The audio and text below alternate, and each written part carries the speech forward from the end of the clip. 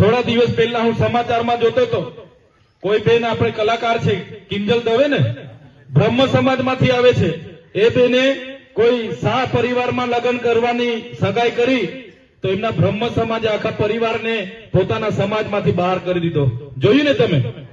આજે આદિવાસી સમાજની આપણી બહેનોને તમામ સમાજના લોકો લઈ જાય છે. સૌરાષ્ટ્રમાં પણ લઈ જાય છે, બીજા રાજ્યોમાં પણ લઈ જાય છે કે નથી લઈ જતા? બધાના ગામોમાંથી લઈ જાય છે. આપણા ગામના છોકરાઓ ભણી ગણીને નોકરી મેળવીને આવે છે, એમને જયારે પરણવાનું હોય છે તો બીજી જાતિવાળા આપણા લોકોને કોઈ બેન આપે છે? તો અમે એક બેનને વિદ્યાનગરથી એક ભાઈ લઈ આવેલો, કેટલી પોલીસ અહીંયા ઉતારી દીધેલી, કેટલા લોકો આવેલા, અમારી છોકરીને મારી નાખવાની છે પણ આદિવાસીને નથી આપવાની, એવું મારા નજર સામે લોકો બોલ્યા હતા.